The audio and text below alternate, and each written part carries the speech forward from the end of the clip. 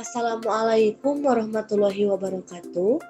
Teman-teman, perkenalkan nama saya Iis Aisyah Nurhayati dengan NPM 18215151038. Saya dari Universitas Siliwangi, Fakultas Keguruan dan Ilmu Pendidikan, Program Studi Pendidikan Matematika. Di sini saya akan menyeminarkan sebuah artikel untuk memenuhi salah satu tugas mata kuliah Seminar Pendidikan Matematika di kelas A yang diampu oleh Pak Dedi Nurjamil, DRS MPD. Adapun artikel yang akan saya bahas mengenai kemampuan pemahaman matematis ditinjau dari motivasi belajar peserta didik pada materi lingkaran. Untuk materi yang akan kita bahas, yang pertama mengenai kemampuan pemahaman matematis, yang kedua mengenai motivasi belajar, yang ketiga mengenai hubungan atau keterkaitan antara kemampuan pemahaman matematis dengan motivasi belajar peserta didik. Langsung saja untuk mengefektifkan waktu, kita ke materi yang pertama mengenai kemampuan pemahaman matematis. Kita harus tahu dulu ya sebelumnya untuk pengertian dari kemampuan menurut para ahli. Nantinya akan kita simpulkan apa pengertian dari kemampuan itu. Yang pertama ada menurut Suhardi. Suhardi mengemukakan bahwa pengertian dari kemampuan atau abilities adalah bakat yang melekat pada seseorang untuk melakukan suatu kegiatan secara fisik atau mental yang ia peroleh sejak lahir, belajar, dan dari pengalaman. Nah, teman-teman, maksud dari pengertian tersebut yaitu bahwa semua orang yang lahir ke dunia telah diwarisi suatu kemampuan atau yang biasa disebut dengan bakat. Nah, kemampuan ini tentunya akan berbeda antara orang yang satu dan yang lainnya. Karena kemampuan yang biasa disebut dengan bakat ini biasanya bersifat genetis. Artinya, kemampuan atau bakat merupakan suatu hal yang sifatnya turun-temurun. Ketika seseorang memiliki suatu kemampuan atau bakat di bidang tertentu, maka orang tersebut akan dengan mahir dalam melakukan kegiatan yang dimaksud. Oleh karena itu, kemampuan atau bakat ini perlu untuk dikembangkan. Salah satu cara yang dapat mengembangkan suatu bakat adalah dengan melakukan kegiatan pembelajaran terkait bidang yang menjadi bakatnya, sehingga orang tersebut akan memperoleh pengalaman dan bakatnya pun akan semakin berkembang dengan baik. Itu maksud dari pengertian yang dikemukakan oleh Suhardi. Selanjutnya ada pengertian kemampuan menurut Sulaiman.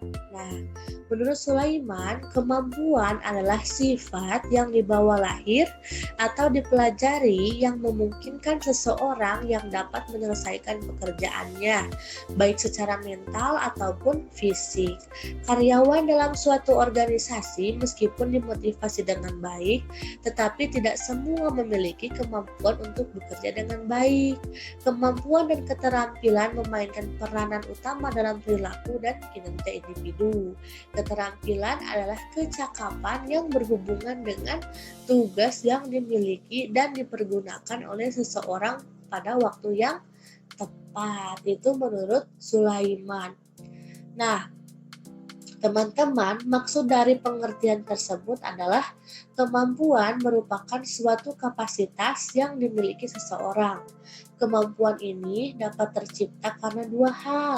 Yang pertama, karena faktor keturunan, dan yang kedua, kemampuan ini dapat tercipta karena proses belajar baik secara mental atau fisik mengenai suatu hal yang diminati oleh orang tersebut. Nah, kemampuan menjadi salah satu peran utama yang harus dimiliki oleh seseorang untuk melihat kinerja yang dimilikinya.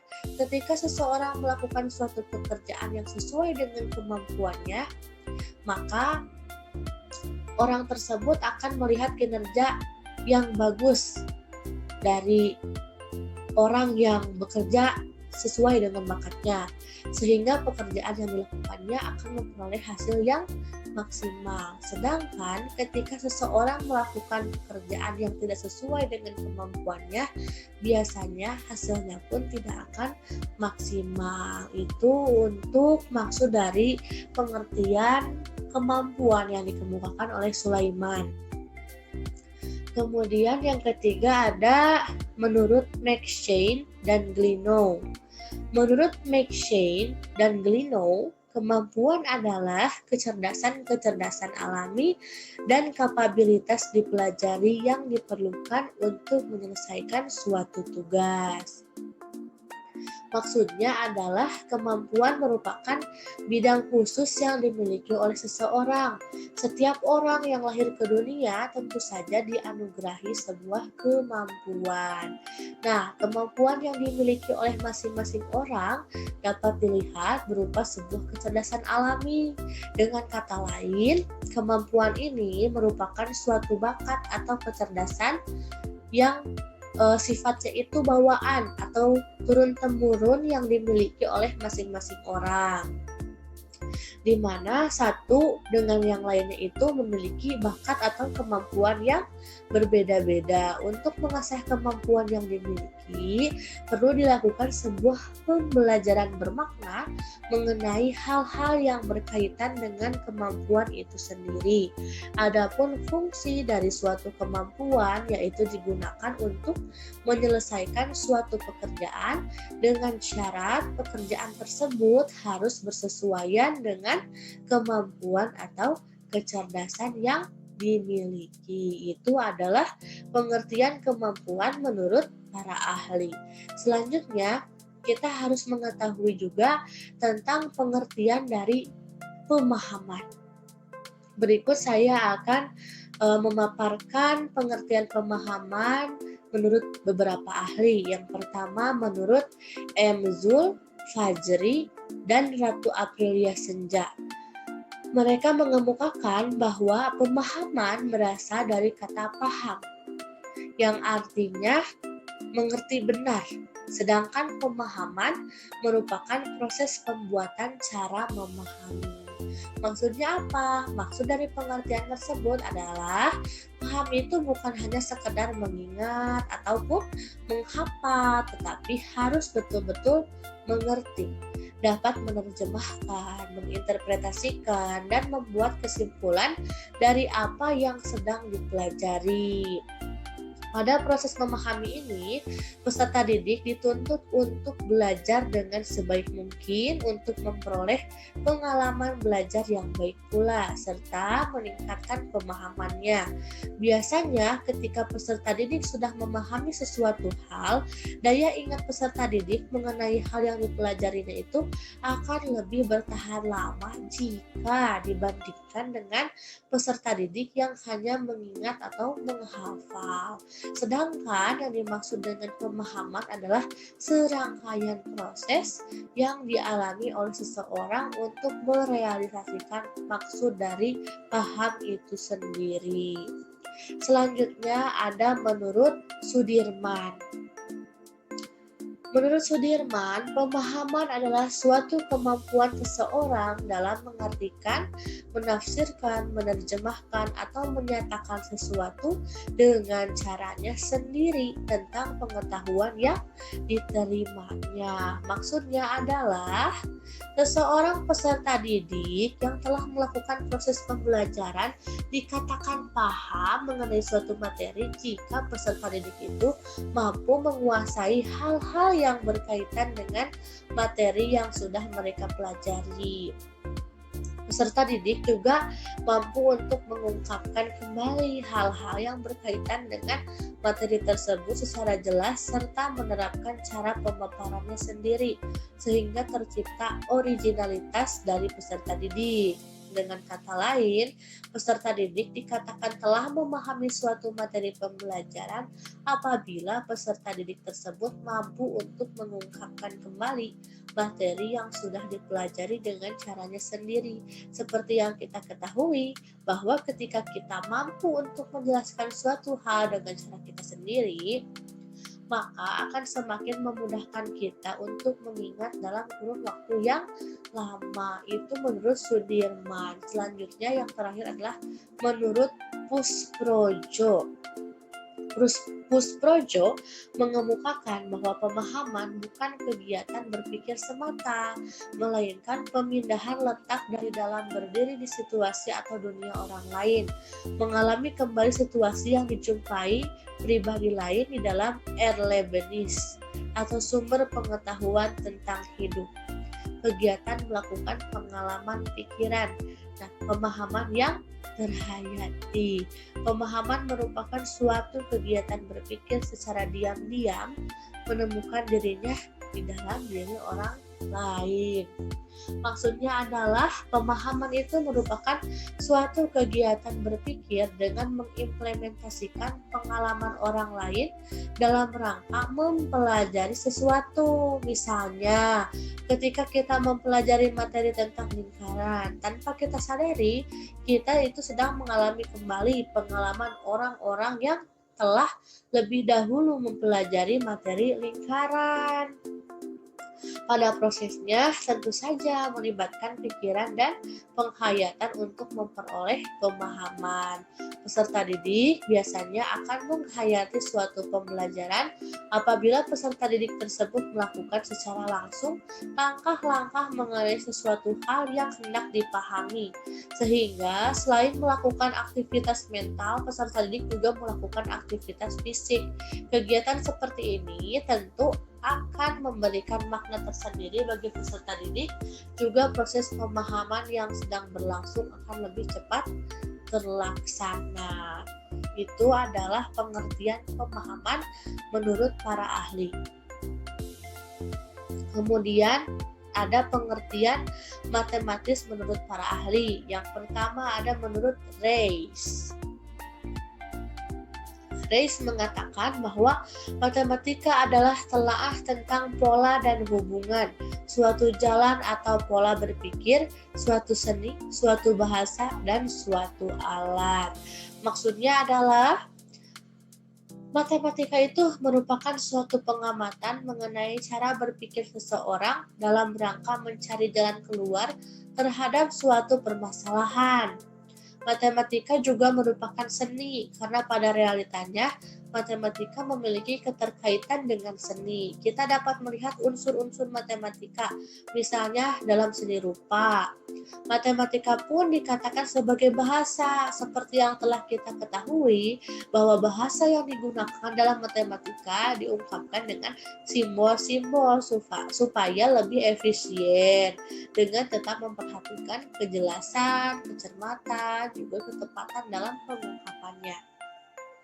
Terakhir, matematika dikatakan sebagai suatu alat. Hal ini terjadi karena realitanya banyak sekali permasalahan-permasalahan dalam hidup yang pemecahannya melibatkan unsur matematika, sehingga matematika itu dikatakan sebagai suatu alat untuk mempermudah penyelesaian suatu permasalahan.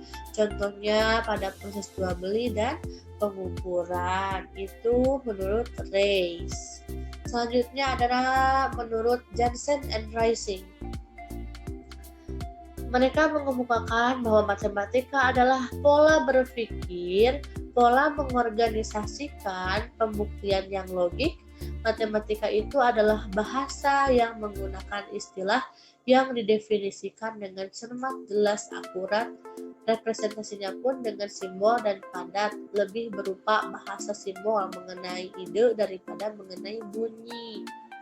Maksudnya adalah matematika itu merupakan suatu ornamen.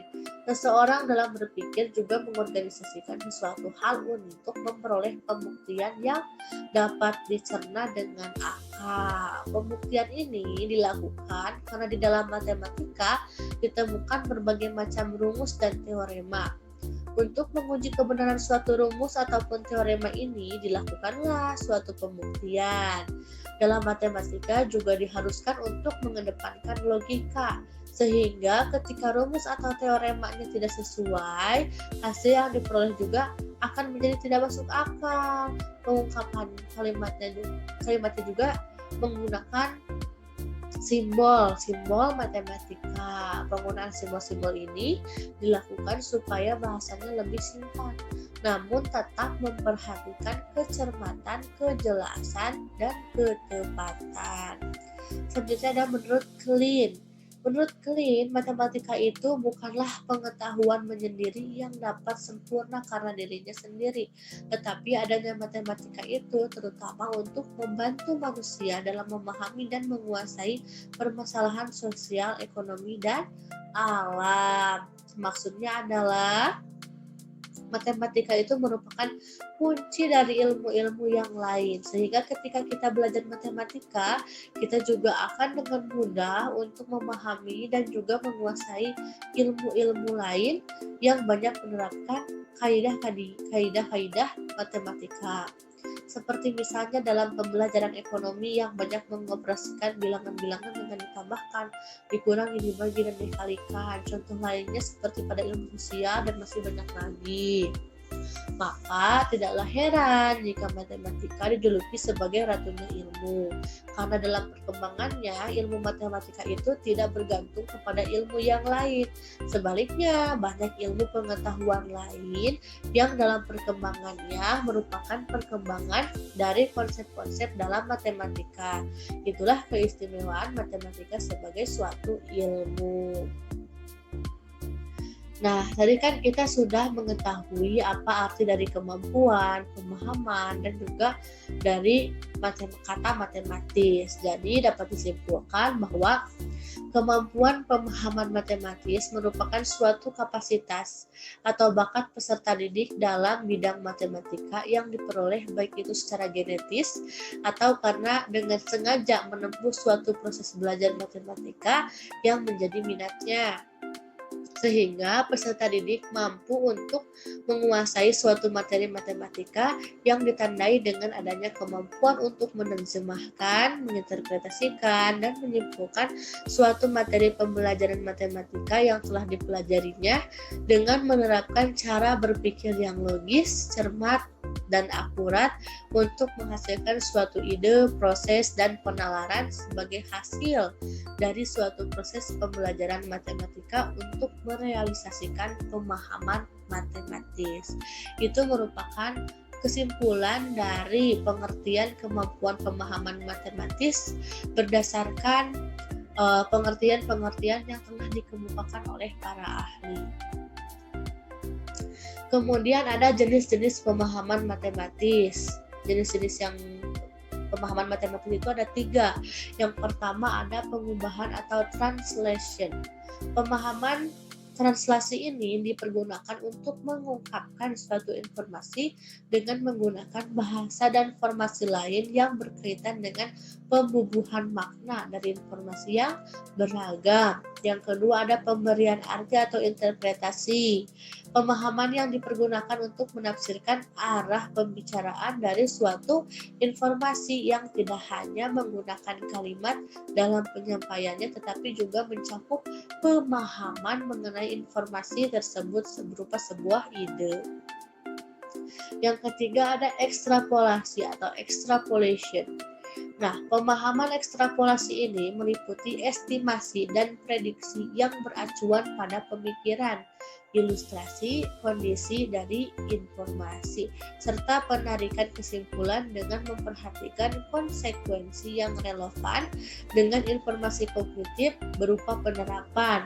Penerapan di sini merupakan suatu bentuk pengaplikasian suatu hal yang telah dipelajari ke dalam situasi yang baru. Bentuknya dapat berupa ide, teori, atau petunjuk teknis. Selanjutnya ada indikator kemampuan pemahaman matematis. Nah, untuk indikatornya yang pertama ada kemampuan mengungkapkan kembali suatu konsep yang telah dipelajari. Kemudian ada kemampuan untuk mengklasifikasikan objek-objek sesuai dengan dipenuhi atau tidaknya persyaratan-persyaratan yang membentuk konsep tersebut. Yang ketiga ada kemampuan untuk mengaplikasikan suatu konsep secara algoritma. Kemudian kemampuan memberikan contoh dari konsep yang telah telah dipelajari. Kemudian ada kemampuan untuk menyajikan suatu konsep dalam beraneka macam formasi representasi matematika. Selanjutnya ada kemampuan mengaitkan berbagai konsep dalam matematika, dan yang terakhir ada kemampuan untuk mengembangkan syarat perlu dan atau syarat cukup suatu konsep. Itu merupakan indikator kemampuan pemahaman matematis. Selanjutnya ada tahapan pemahaman matematis menurut Polya. Yang pertama, pemahaman mekanikal. Pemahaman mekanikal ini dicirikan oleh mengingat dan menerapkan rumus secara rutin dan menghitung secara sederhana. Kemudian yang kedua ada pemahaman induktif, yaitu menerapkan rumus atau konsep dalam kasus sederhana atau dalam kasus serupa.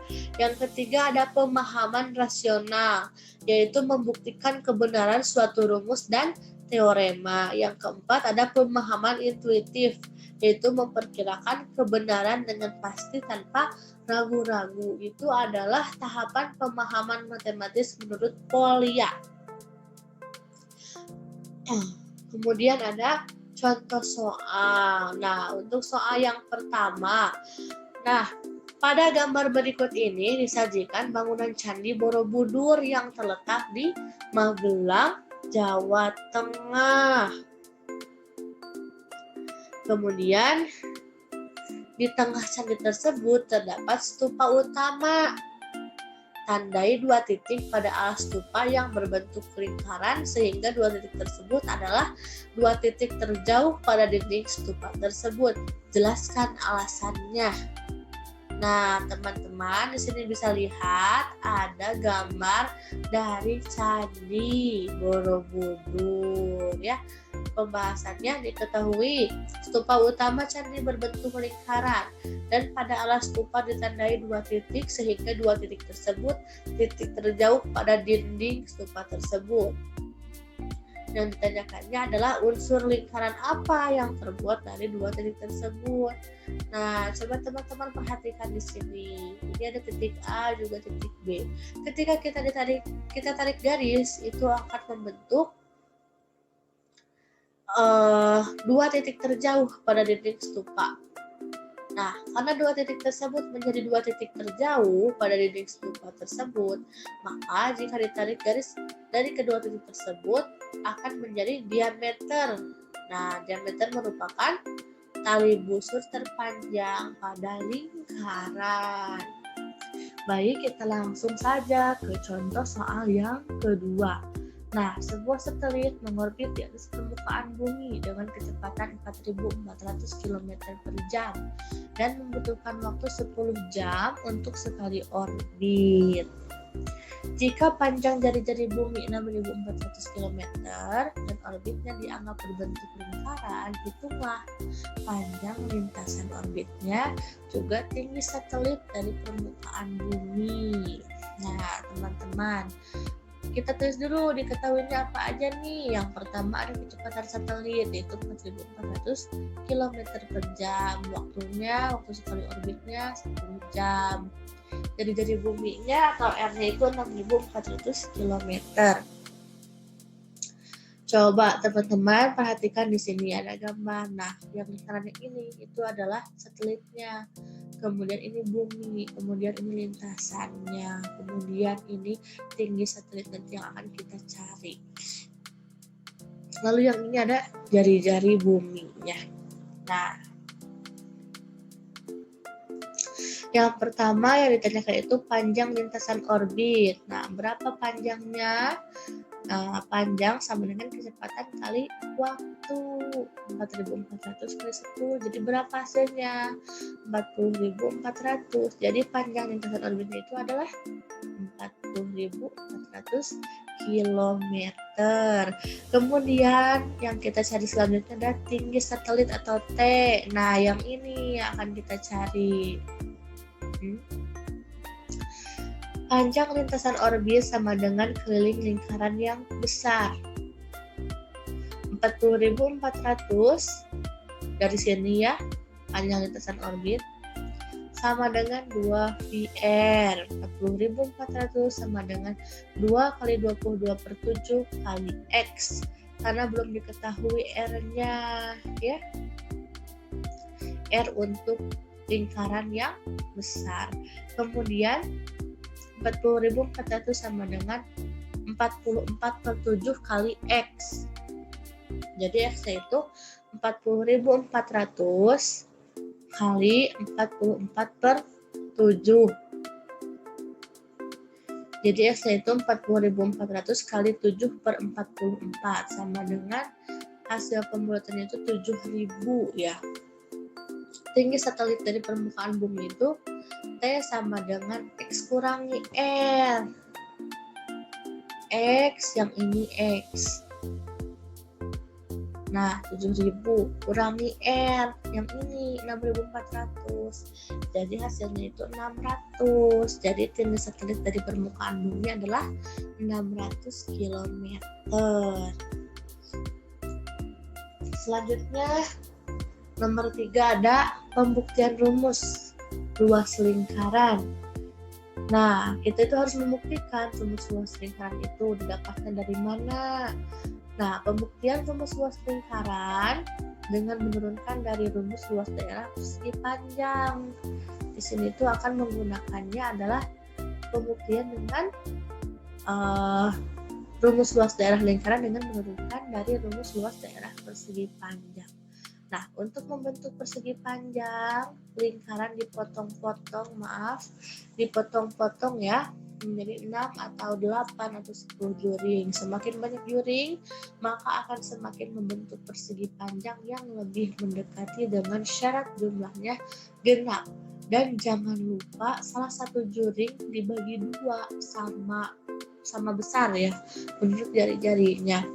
Kemudian disusun secara zigzag ke samping dengan menempelkan sisi jari-jari dari persegi panjang seperti yang terlihat pada gambar yang ini. Lihat gambarnya.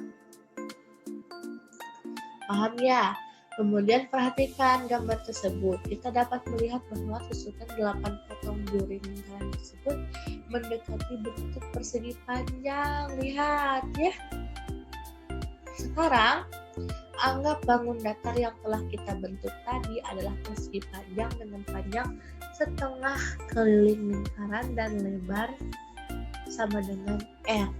Dari data tersebut kita dapat membuktikan luas lingkaran dengan uraian sebagai berikut. Nah, teman-teman lihat di sini.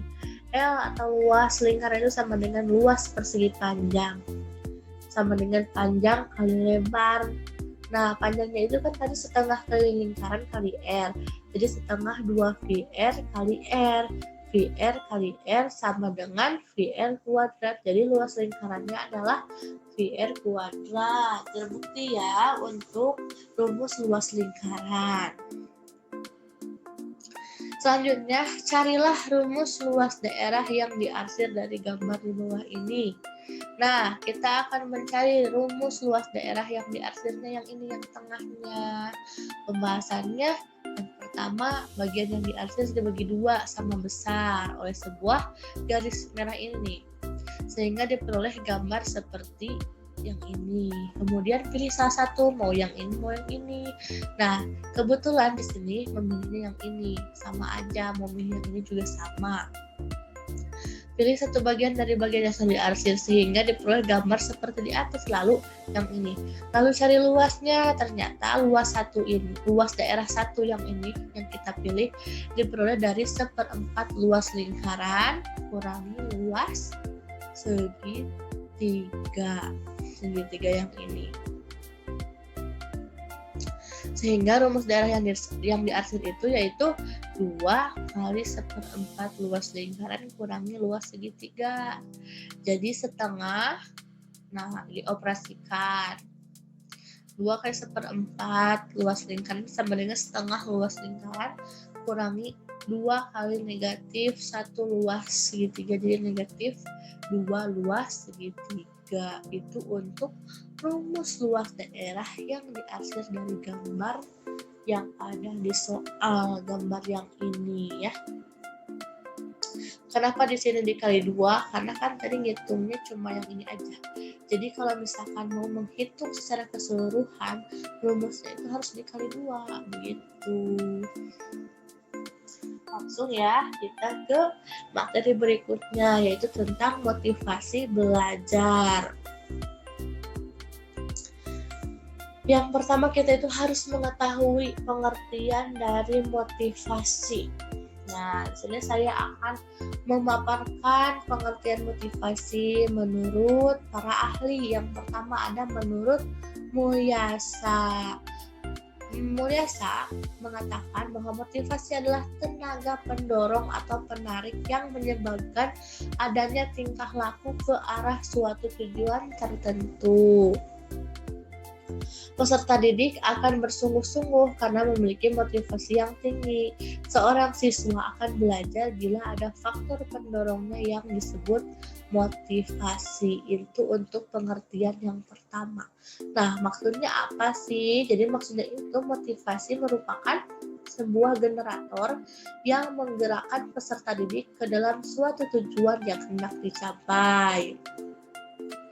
Tujuan yang dimaksud di sini adalah pencapaian kesuksesan hasil belajar. Seorang peserta didik ketika memiliki motivasi belajar yang tinggi, maka pada saat proses belajarnya pun akan lebih baik jika dibandingkan dengan proses pembelajaran yang dilakukan dengan sedikit atau bahkan tanpa motivasi. Peserta didik juga akan lebih bersungguh-sungguh jika belajar dengan dibarengi motivasi yang tinggi. Selain itu, pada proses pembelajaran yang didukung oleh faktor pendorong yang kuat akan menciptakan rasa bertanggung jawab dalam diri peserta didik untuk mempelajari suatu pembelajaran. Dengan kata lain, seorang peserta didik akan memiliki semangat belajar yang tinggi jika terdapat dalam dirinya itu motivasi, sebuah motivasi gitu. Itu untuk pengertian motivasi menurut Mulyasa. Selanjutnya ada menurut Azwar. Azwar mengemukakan bahwa motivasi adalah rangsangan, dorongan, ataupun pembangkit tenaga yang dimiliki seseorang atau sekelompok masyarakat yang mau berbuat dan bekerja sama secara optimal dalam melaksanakan sesuatu yang telah direncanakan untuk mencapai tujuan yang telah ditetapkan. Nah, teman-teman, maksudnya adalah motivasi itu merupakan suatu stimulus ataupun penggerak yang dimiliki seseorang atau sekelompok orang dalam rangka melakukan suatu kegiatan, baik itu secara individu ataupun kelompok dengan cara bekerja sama. Kegiatan ini tentu saja harus dilakukan dengan optimal untuk memperoleh hasil yang maksimal. Dengan adanya motivasi, rasa semangat yang tertanam dalam diri masing-masing orang akan meningkat, sehingga dalam proses pelaksanaan kegiatan tersebut akan memperoleh output yang sesuai dengan apa yang diharapkan. Itu menurut Azwar. Selanjutnya ada menurut Malayu. Malayu mengemukakan bahwa motivasi berasal dari kata Latin atau movere, yang berarti dorongan atau pemberian daya penggerak yang menciptakan kegairahan kerja seseorang agar mereka mau bekerja sama, bekerja efektif, dan terintegrasi dengan segala daya upayanya untuk mencapai kepuasan. Motivasi atau motivation dalam manajemen hanya ditujukan pada sumber daya manusia umumnya dan bawahan khususnya. Pentingnya motivasi karena motivasi adalah hal yang menyebabkan, menyalurkan, dan mendukung perilaku manusia supaya mau bekerja giat dan antusias untuk mencapai hasil yang optimal. Maksudnya adalah motivasi itu merupakan sesuatu hal yang menggerakkan seseorang untuk menciptakan gairah kerja. Adanya motivasi membuat seseorang menjadi bergairah untuk bekerja sama secara efektif. Adapun hal yang harus dilakukan untuk merealisasikan bekerja sama secara efektif diperlukan adanya pengintegrasian seluruh kemampuan seseorang untuk memperoleh kepuasan dan dari hasil pengerjaannya begitu. Motivasi sangat penting dalam diri seseorang karena dengan adanya motivasi seseorang akan bekerja lebih giat dengan sepenuh hati. Sedangkan untuk tujuan akhir dari motivasi itu sendiri adalah untuk memperoleh hasil yang maksimal dari pekerjaan yang sedang dilakukan. Kemudian ada pengertian belajar menurut para ahli. Yang pertama itu ada menurut Sardiman. Sardiman mengemukakan bahwa belajar merupakan perubahan tingkah laku atau penampilan dengan serangkaian kegiatan, misalnya membaca, menulis, dan sebagainya. Serta belajar itu akan lebih baik jika si subjek itu mengalami dan melakukannya gitu. Jadi belajar itu merupakan kegiatan seperti membaca, menulis, dan lain hal baik secara langsung ataupun tidak langsung akan membuat orang tersebut mengalami transformasi berupa tingkah laku atau penampilan. Hal ini terjadi karena setelah melakukan kegiatan belajar, seseorang tentu akan terpengaruh dengan apa yang telah mereka pelajari. Misalnya, ketika seorang mempelajari sesuatu ilmu yang belum didalami, orang tersebut akan memperoleh pemahaman yang lebih baik setelahnya. Untuk memperoleh pemahaman tersebut, diperlukan suatu pengalaman belajar yang baik pula, terlebih jika orang tersebut mengalami dan melakukannya secara langsung, sehingga ketika orang tersebut dihadapkan pada situasi dan kondisi yang sesuai dengan apa yang telah dipelajari, orang tersebut akan memberikan reaksi berupa tingkah laku yang sesuai seperti dengan apa yang telah dipahaminya selama belajar. Kemudian ada menurut Tursan Hakim. Tursan Hakim mengemukakan bahwa belajar adalah suatu proses perubahan di dalam kepribadian manusia, dan perubahan tersebut ditampakkan dalam bentuk peningkatan kecakapan, pengetahuan, sikap, kebiasaan, pemahaman, keterampilan, daya pikir, dan lain-lain kemampuannya. Maksudnya adalah belajar merupakan perubahan yang dialami oleh setiap individu yang melakukan kegiatan belajar. Nah, perubahan di sini dapat berupa pengetahuan, sikap, kebiasaan, pemahaman, dan daya pikir. Misalnya ketika seorang individu telah melakukan proses pembelajaran untuk hal yang kurang atau bahkan tidak diketahui, individu tersebut akan memperoleh pengetahuan baru tentang hal yang dipelajarinya. Selain itu, dia juga akan lebih terampil dalam penerapan ilmu yang telah didapatkan. Nantinya, ketika seseorang telah terlibat dalam suatu kegiatan belajar, orang yang dimaksud akan mampu mengaplikasikan hal-hal yang telah dipelajari berupa perubahan-perubahan yang sudah disebutkan sebelumnya. Kemudian, ada menurut Hamalik. Hamalik mengemukakan bahwa belajar adalah bukan suatu tujuan, tetapi merupakan proses untuk mencapai tujuan. Belajar adalah modifikasi atau memperteguh kelakuan melalui pengalaman. Maksudnya, dalam hidup semua orang pasti memiliki tujuan. Nah, untuk mencapai tujuan tersebut itu diperlukan adanya suatu usaha. Tidak ada tujuan yang dapat diperoleh secara instan, sehingga diperlukan sebuah proses untuk mencapainya. Nah, proses yang dimaksud di sini adalah yang kita sebut dengan belajar. Belajar sendiri akan diperoleh seseorang melalui sebuah pengalaman hidup. Setelah seseorang melakukan proses belajar, hasil akhirnya itu yang akan diperoleh itu berupa perubahan tingkah laku seseorang menjadi lebih baik dan diimbangi dengan keteguhan.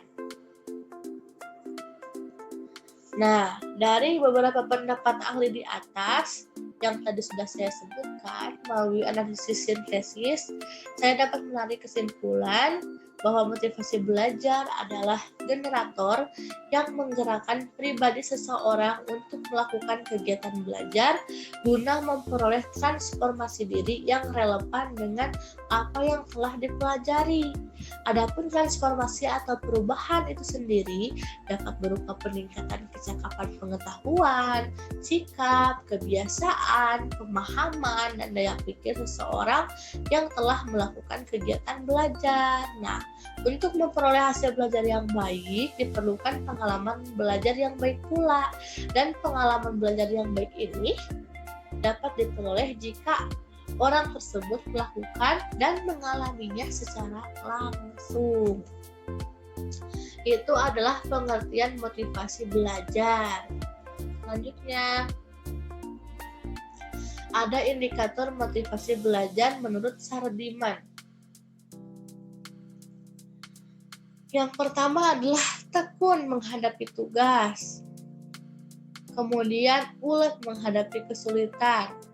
Tidak memerlukan dorongan dari luar untuk berprestasi sebaik mungkin. Kemudian menunjukkan minat terhadap bermacam-macam masalah, lebih senang bekerja mandiri, cepat bosan pada tugas yang rutin, kemudian dapat mempertahankan pendapatnya, tidak mudah melepaskan yang diyakininya itu, dan yang terakhir adalah senang mencari dan memecahkan masalah soal-soal. Sedangkan menurut Hamzah, indikator motivasi itu adalah yang pertama, adanya hasrat dan keinginan berhasil. Kemudian adanya dorongan dan kebutuhan dalam belajar, adanya harapan atau cita-cita masa depan, adanya penghargaan dalam belajar, adanya kegiatan yang menarik dalam belajar, dan yang terakhir adanya lingkungan belajar yang kondusif, sehingga memungkinkan seorang siswa dapat belajar dengan baik. Nah, apabila seorang peserta didik telah memenuhi indikator yang telah disebutkan tadi, maka peserta didik tersebut termasuk ke dalam golongan orang-orang yang memiliki tingkat motivasi belajar yang tinggi. Begitu, itu menurut indikator motivasi belajar menurut Sardiman dan juga Hamzah. Kemudian ada jenis-jenis motivasi belajar. Yang pertama ada jenis intrinsik, dan yang kedua ada ekstrinsik. Nah, sudah tidak asing ya, motivasi intrinsik itu merupakan suatu dorongan yang berasal dari dalam diri seseorang untuk melakukan suatu kegiatan tanpa dipengaruhi oleh orang lain yang berasal dari luar orang itu sendiri. Jadi ke atas dasar kemauannya sendiri begitu. Kemudian ada jenis yang ekstrinsik. Untuk yang ekstrinsik itu melibatkan orang-orang yang berada di luar orang itu sendiri. Misalnya di lingkungannya ada orang tuanya, ada temannya ya. Jadi itu motivasi ekstrinsik itu motivasi yang muncul yang diakibatkan oleh dorongan yang berasal dari luar individu itu sendiri. Selanjutnya ada fungsi motivasi belajar menurut Sardiman. Yang pertama adalah mendorong manusia untuk berbuat. Jadi motivasi sebagai penggerak atau motor yang melepaskan energi motivasi, dalam hal ini merupakan motor penggerak yang digerakkan. Kemudian menentukan arah perbuatan, yakni ke arah tujuan yang akan dicapai. Jadi motivasi dapat memberi arah kegiatan yang harus dikerjakan agar sesuai dengan tujuannya. Dan yang terakhir ada menyeleksi perbuatan, yakni menentukan perbuatan yang harus dikerjakan yang sesuai untuk mencapai tujuan dengan menyisihkan perbuatan yang tidak bermanfaat bagi tujuan tersebut. Itu untuk fungsi dari motivasi sebagai motivasi belajar menurut Sardiman. Dan untuk materi yang terakhir adalah hubungan kemampuan pemahaman matematis dengan motivasi belajar peserta didik. Selama hidupnya, manusia itu akan terus-menerus melakukan proses pembelajaran. Nah, itulah alasan mengapa belajar dikategorikan sebagai kebutuhan pokok bagi manusia. Ketika seorang peserta didik sedang mengalami proses pembelajaran, tentu saja tujuan utamanya adalah untuk memiliki kemampuan memahami suatu materi yang sedang dipelajari, terutama pada konsep-konsep yang diterapkan dalam materi tersebut. Nah, pada saat mempelajari mata pelajaran matematika, hal-hal yang diperlukan adalah gagasan-gagasan yang sifatnya sistematis, logis, akurat, supaya dapat dikembangkan. Selain itu, dalam penggunaan kalimatnya pun menggunakan simbol-simbol matematika. Nah, berdasarkan dari hal tersebut ya, tidak jarang peserta didik itu menganggap matematika sebagai mata pelajaran yang menakutkan. Nah, fenomena ini terjadi karena peserta didik mempelajari matematika tanpa memiliki minat untuk belajar matematika. Hal inilah yang mengakibatkan rendahnya motivasi belajar peserta didik dalam mempelajari ilmu matematika. Kemudian, semua manusia yang ada di muka bumi ini telah Tuhan anugerahkan ya sebuah kemampuan atau yang biasa disebut dengan bakat. Kemampuan ini akan berbeda antara orang yang satu dengan orang yang lain. Nah, kemampuan ini juga akan tercipta baik itu karena faktor gen ataupun karena memang kita tertarik untuk mempelajari itu sehingga kita jadi handal di bidang yang kita minati itu, begitu. Jadi tidak berpatok pada faktor genetis, begitu. Meskipun matematika ini diberi label sebagai ilmu yang menakutkan ya, tetapi matematika itu merupakan ilmu yang memiliki banyak sekali peranan penting dalam aspek kehidupan. Kemudian, matematika juga merupakan ilmu yang dalam perkembangannya itu tidak bergantung pada ilmu yang lain. Akan tetapi sebaliknya, banyak ilmu yang lain yang menerapkan kaidah-kaidah atau konsep-konsep dasar matematika, begitu. Nah, karenanya matematika itu sangat penting dalam kehidupan manusia. Ketika belajar peserta didik juga harus dikembangkan, harus ditumbuhkan supaya peserta didik itu lebih giat dalam mempelajari matematika. Nah, adapun peran motivasi belajar dalam hal ini adalah sebagai alat penggerak bagi peserta didik untuk merasa semangat dan bergairah dalam belajar matematika tanpa ada unsur keterpaksaan di dalamnya. Motivasi ini dapat tercipta baik secara intrinsik maupun ekstrinsik. Nah, terlepas dari hal itu, motivasi itu juga berperan penting dalam meningkatkan minat belajar peserta didik. Peserta didik yang memiliki motivasi belajar yang tinggi akan memiliki rasa tanggung jawab, gigih, ulet, serius, dan aktif pada saat proses kegiatan pembelajaran. Oleh sebab itu, untuk meningkatkan kemampuan pemahaman matematis peserta didik, diperlukan adanya motivasi belajar yang tinggi. Pada saat peserta didik memiliki motivasi belajar yang tinggi, kegiatan belajar yang dilakukan tidak akan menemukan hambatan yang berarti. Karena peserta didik akan lebih bersungguh-sungguh dalam melaksanakan pembelajaran. Hasil akhirnya itu akan memperoleh hasil yang bagus ketika motivasi belajar peserta didiknya tinggi, tetapi akan menghasilkan hasil yang jelek ketika motivasi belajar peserta didiknya itu kurang. Nah, itu merupakan hubungan atau keterkaitan antara kemampuan pemahaman matematis dengan motivasi belajar peserta didik. Terima kasih. Itu saja yang dapat saya sampaikan. Mohon maaf atas segala kekurangannya. Wassalamualaikum warahmatullahi wabarakatuh.